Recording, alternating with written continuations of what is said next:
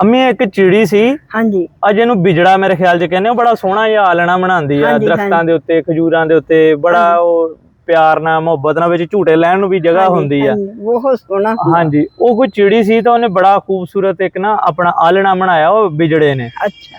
ਹੁਣ ਨਾ ਥੱਲੇ ਕਿਤੇ ਬਾਂਦਰ ਬੈਠਾ ਹੁੰਦਾ ਸੀਗਾ। ਹਾਂਜੀ। ਉਹਨੇ ਡੇਲੀ ਉਹਨੇ ਚਿੜੀ ਨੇ ਕਹਿਣਾ, ਬਿਜੜੇ ਨੇ ਕਹਿਣਾ ਕਿ ਬਾਂਦਰਾ ਆਪਣਾ ਘਰ ਬਣਾ ਲੈ। ਹਾਂਜੀ। ਉਹ ਬਾਂਦਰ ਨੇ ਕਹਿਣਾ ਜਾ ਜਾ ਤੂੰ ਪਾਗਲ ਐ, ਐਵੇਂ ਤਿਣਕੇ ਲਿਆ ਕੇ ਏਡਾ ਸੋਹਣਾ ਆਲਣਾ ਬਣਾਉਣਾ ਹੈ, ਫਾਇਦਾ ਕੀ ਤੇਰਾ। ਉਹਨੇ ਫਿਰ ਕਹਿਣਾ ਓਏ ਬਾਂਦਰਾ ਆਪਣਾ ਕੋਈ ਘਰ ਬਣਾ ਲੈ। ਘਰ ਬਣਾ।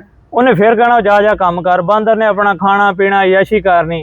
ਇੱਕ ਦਿਨ ਨਾ ਬਹੁਤ ਤੇਜ਼ ਬਾਰਿਸ਼ ਆ ਗਈ, ਚੰਗੀ ਬਾਰਿਸ਼ ਆ ਗਈ ਤੇ ਉਹ ਨਾ ਹੁਣ ਆਲਣੇ ਦੇ ਵਿੱਚ ਉਹ ਜਿਹੜਾ ਬਿਜੜਾ ਸੀ ਬੈਠਾ ਹੋਇਆ ਤੇ ਆਵਾਜ਼ ਮਾਰਦਾ ਬਾਂਦਰ ਨੂੰ, ਕਹਿੰਦਾ ਤੈਨੂੰ ਮੈਂ ਕਹਿੰਦਾ ਸੀਗਾ ਕਿ ਆਪਣਾ ਆਲਣਾ ਬਣਾ ਲੈ ਤੇ ਤੂੰ ਮੰਨਦਾ ਨਹੀਂ ਸੀਗਾ ਹੈਗਾ।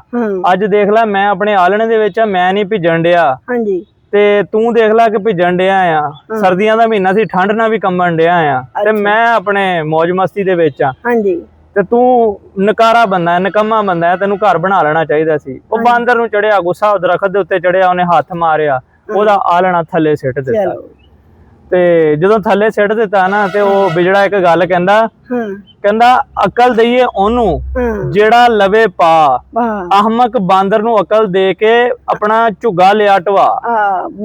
ਤੇ ਗੱਲ ਇਹ ਆ ਕਿ ਅਕਲ ਉਹਨੂੰ ਦਵੋ ਜਿਹੜਾ ਅਕਲ ਪਾਵੇ, ਜਿਹੜਾ ਸਮਝਦਾਰ ਹੋਵੇ। ਬੇਵਕੂਫ ਨੂੰ ਅਕਲ ਦੇ ਕੇ ਆਪਣਾ ਹੀ ਨੁਕਸਾਨ ਆ।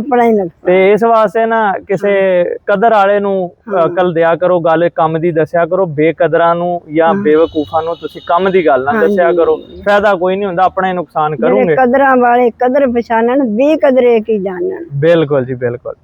ਤੇ ਅਗਰ ਸਾਡੀ ਵੀਡੀਓ ਚੰਗੀ ਲੱਗੀ ਆ ਤੇ ਲਾਈਕ ਕਮੈਂਟ ਸ਼ੇਅਰ ਜ਼ਰੂਰ ਕਰਿਓ। ਦੁਆਵਾਂ 'ਚ ਯਾਦ ਰੱਖਿਓ। ਅੱਲਾ ਹਾਫਿਜ਼।